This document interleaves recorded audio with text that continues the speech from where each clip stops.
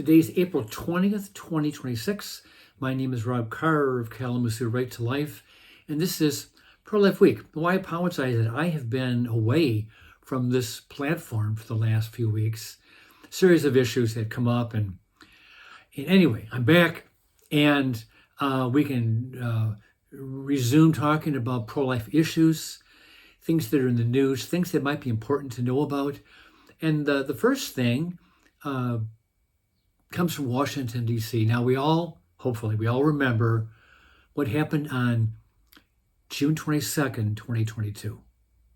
That was the day the Supreme Court issued its Dobbs versus Jackson women's health decision.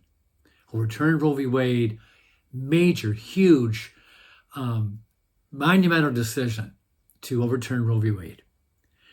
Celebrated by pro-lifers and condemned by pro-abortion people, as to be expected. But this story that I'm talking about today deals with the Dobbs decision. But actually, it really deals with what happened back on May 2nd, 2022, when the Dobbs, a draft from Sam Alito's majority opinion was leaked to Politico, and then they actually released it on the internet. The 98-page first draft from Sam Alito on the Dobbs decision, which basically said the courts could overturn Roe v. Wade.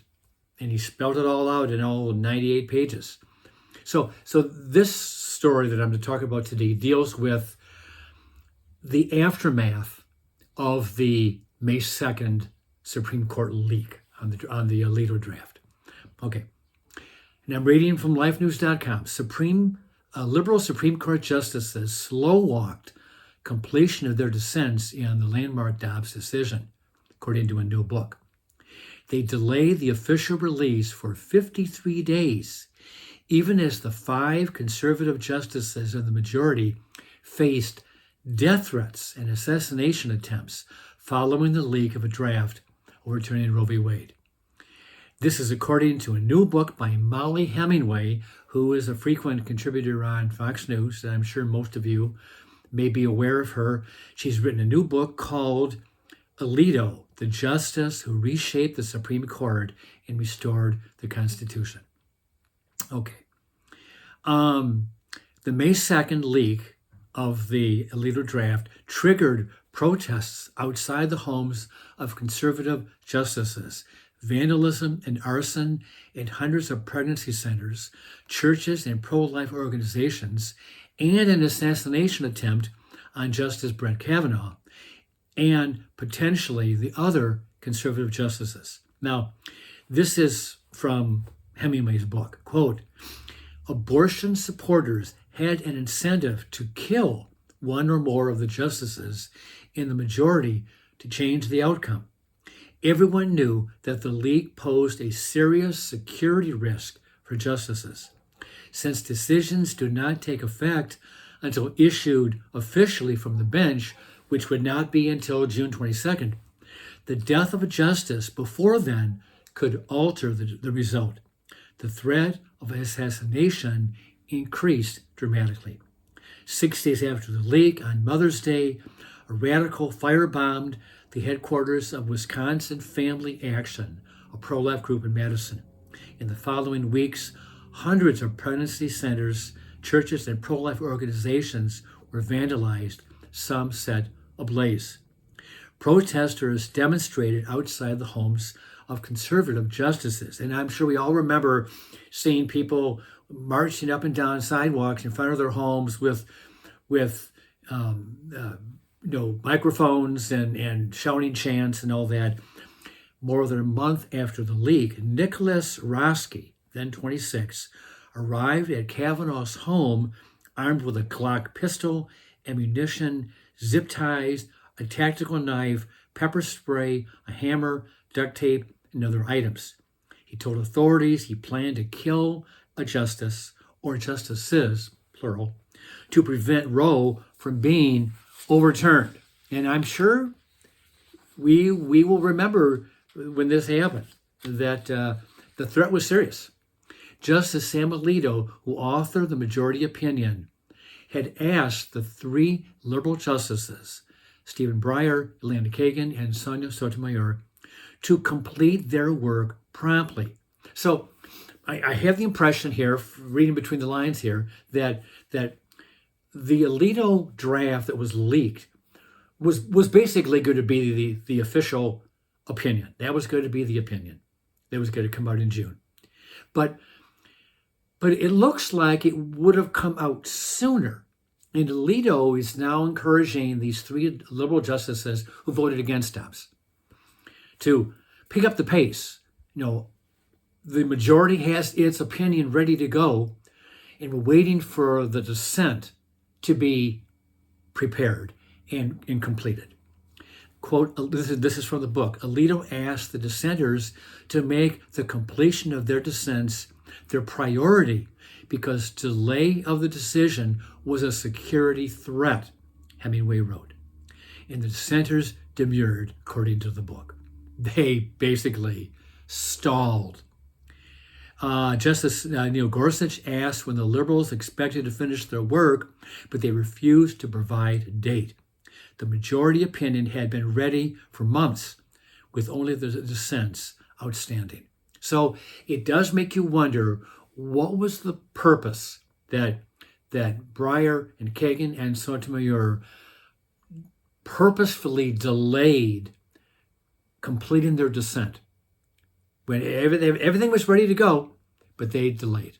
So, we'll see how their response is going to be to this allegation from Mel Hemingway's book. But it does make you wonder, because there was a lot of violence going on perpetrated by the pro-abortion side against pro-life groups, pregnancy care centers, and threats on the justices. Okay.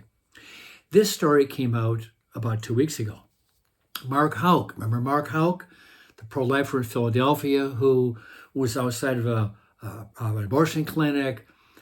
He was arrested about a year later and charged with a FACE Act violation, would have gone to prison for 10 years, charged with $300,000. And he was arrested by the Biden Department of Justice, and there was a trial, and the jury only spent about an hour, and they found the guy not guilty. Well, Mark Houck and his wife filed a $1.1 million lawsuit against the Biden DOJ, and 2 weeks ago, or even less, they won their settlement. At least they won a seven-figure settlement. Whether it's the full 1.1 million, I don't know. But they sued for damage for malicious prosecution, retaliatory prosecution, false arrest, abuse of process, and assault. And, I'm not really big on, suing people, big settlements, but perhaps here, this was important because you cannot treat people this way by falsely arresting them. When the initial incident happened where he pushed down this 70-year-old man because he had been harassing Houck's 12-year-old son, even the local police didn't even bother to file any kind of a report because it was a non-issue. It was not a problem. But a year later, Biden all of a sudden makes it a big issue. Well, the Biden people lost. The Houck family won. Good for them. Okay. Last item here. The state of Mississippi has banned the prescription and distribution of abortion-inducing drugs, one of the most common methods used to terminate a pregnancy in the U.S., even in states with strong laws restricting abortion. And the headline on the lifenews.com even added a little words to phrase that other states should follow suit in passing legislation to ban these two abortion pills, mifepristone and misoprostol. Okay.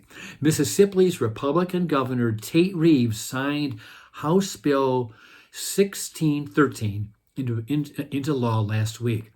The bill amends the state's drug trafficking laws to make it illegal to sell prescribe, or distribute an abortion-inducing drug, which is defined as, quote, a medicine, drug, or any other substance prescribed or dispensed with the intent of terminating the clinically diagnosable pregnancy of a woman to cause the death of an unborn child, unquote.